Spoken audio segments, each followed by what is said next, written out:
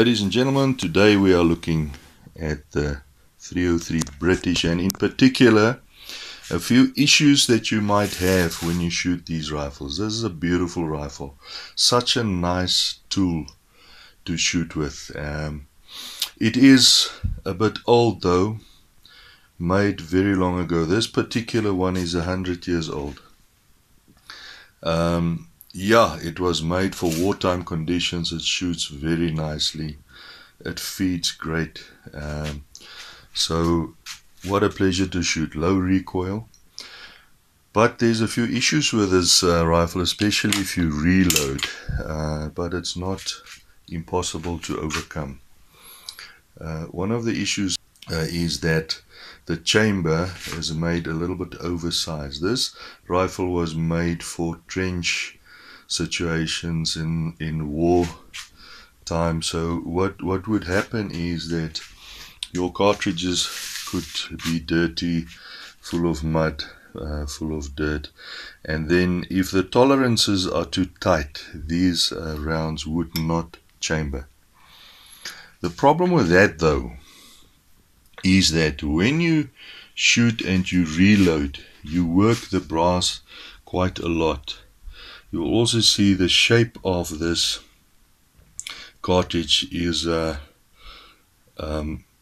it's very taper. It's more taper than modern cartridge that you find. It also has a rim, so it head spaces against the rim. So what can possibly happen here, let me just get the focus better, can possibly happen here sometimes is that there's a lot of stretch happening in the case when you shoot it, and especially here just above the head of the case, just there where the case wall starts, around 1 millimeter to 1.5 millimeters above the case. It stretches quite a lot when you shoot it. If you then full size crimp it again and shoot it again, it really stretches more there. Metal fatigue sets in very quickly, which then results in case head separation. So this one is a federal case. It actually separated a bit higher up, which I never anticipated. Normally, like I've explained, is just above. You will see just above the case head. That's where it will separate most of the time. So there is the front part. And then what happens, a lot of times this part of the case, the front part, now gets stuck in the chamber.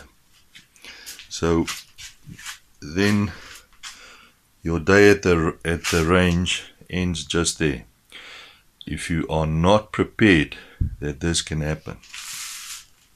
Now what a lot of people do when they anticipate something like this can happen, and when they see their cases are getting a bit older, they actually take lube, resizing lubricant, and they wipe a little lube onto the case here before they chamber it. That actually helps quite a bit, because now the case doesn't get stuck to the chamber and the stretching doesn't happen as severely.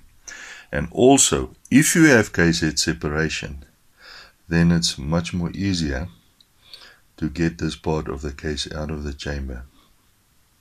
The problem with that though, and why I don't particularly like this method, is that whatever amount of case lube you put onto the case here, as it expands, it actually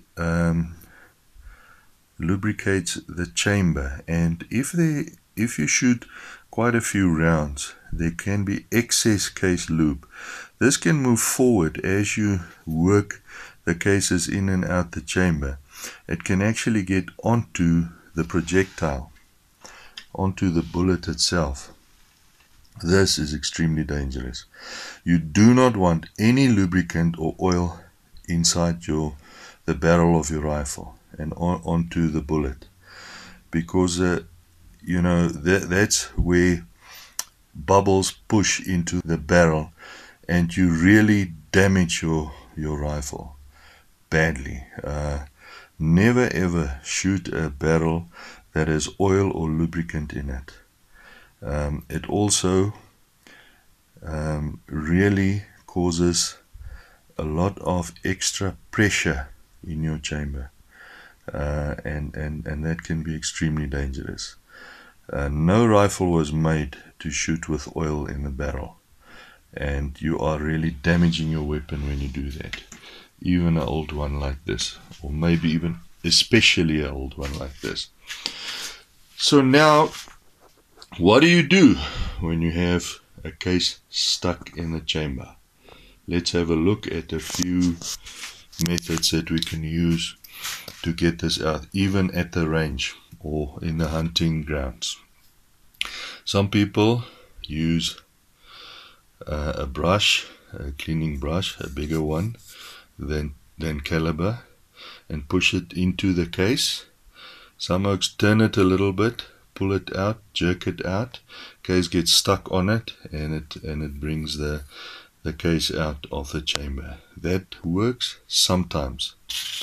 Other people, other method is using a file, a round file. The trick with this is that it must be exactly the right size for the round that you want to extract from the chamber. I'll show you now how this works. So you push it in, turn it a little bit, and it gets stuck in the case, and you pull it out again. You will see that I've got some PVC pipe over the back side of this file. Reason for that is when you put it into the action, you don't want to scratch the action. You do not want, a file is quite abrasive, that's what it was made for. You do not want to damage your weapon. Another method is to use a cheap plastic pen, and I'll show you how that works. You basically open the chamber,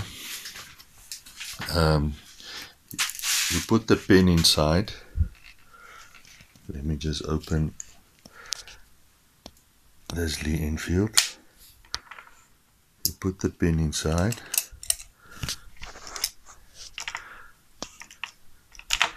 and you jam it in to the chamber and the round that is in the chamber. The pen has got little ridges on the plastic there that hooks onto the case.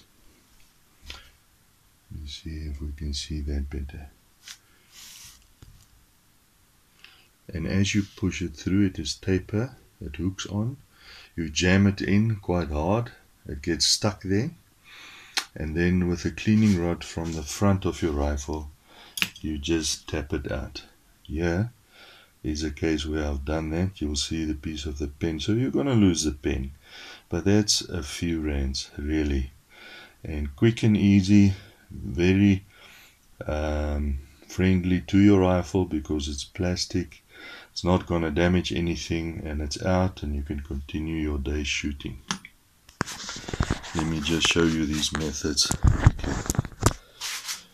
So this is the case, head separated. So what you can do, like we said, here we've got the brush, push it in, and you'll see because it's bigger than caliber, it's stuck there, and now you can basically just pluck it out. But it doesn't always work because it's not stuck 100%. If this thing sits very tight into the chamber, this method doesn't work.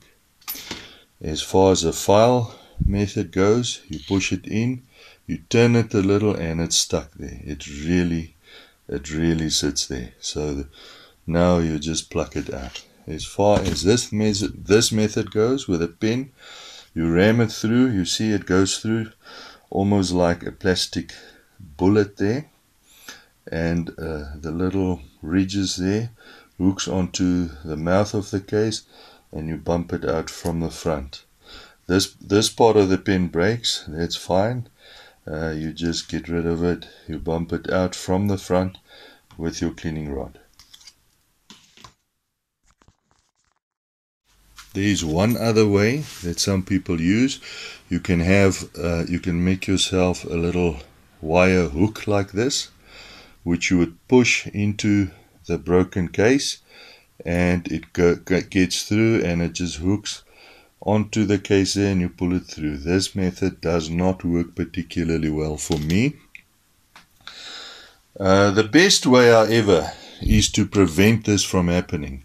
So after you shot and you come back from the range with your spent cases, a great method is to use this little tool that you make by bending a wire, and just push it in and rub it against the side of the case here, where you will clearly feel that there's a ridge forming there,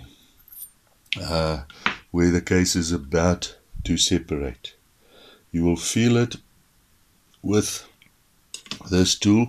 If it's there, then believe me, the next time you shoot this thing, it will separate. It's not worth it. Just cull the brass. You can also use a screwdriver, of which the point is bent a little bit. You actually feel it a little bit better with that. So yeah, as I say, once you feel that there's a ridge forming just above the head there, then you cull the case. What is important though is to take it through the full length of the case, because sometimes, like in this instance, it's not directly above the head where it's separated. It's way up, it's in the middle. Very, very strange. But strange things happen when you shoot with old weapons and oversized chambers. Thank you. I hope this helps you. Have a great one. Ciao.